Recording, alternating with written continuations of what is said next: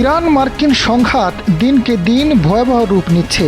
Israel যুক্তরাষ্ট্রের হামলার কঠোর জবাব দিচ্ছে ইরান। চলমান যুদ্ধে এখন পর্যন্ত 150 মার্কিন সেনা আহত হয়েছে, নিহত হয়েছে 8 জন।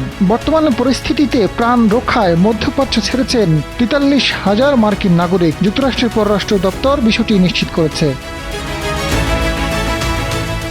পররাষ্ট্র দপ্তরের মুখপাত্র টমি পিগট জানান, নাগরিকদের দেশে ফিরিয়ে আনার জন্য গঠিত একটি বিশেষ টাস্ক ফোর্সের মাধ্যমে অন্তত 30,000 মার্কিন নাগরিককে প্রত্যাবর্তনে সহায়তা করা হয়েছে।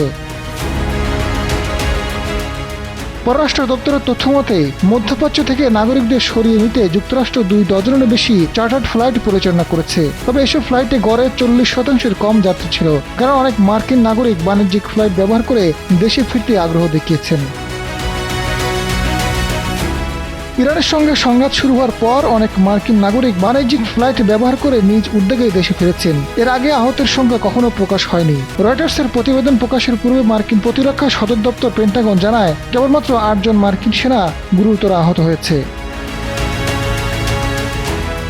রয়টার্সের প্রতিবেদন প্রকাশের পর পেন্টাগন এক বিবৃতিতে জানায়, আহত সেনার সংখ্যা প্রায় 140 জন, তবে আহতদের মধ্যে অধিকাংশই আঘাত গুরুতর নয়। পেন্টাগনের মুখপাত্র সিয়ান পার্লেন জানান, আহতের মধ্যে 108 জন এর মধ্যে ডিউটিতে যোগ দিয়েছেন। গুরুতর 8 জনকে সর্বোচ্চ চিকিৎসা দেওয়া হচ্ছে। ডেস্ক রিপোর্ট, সময়ের আলো।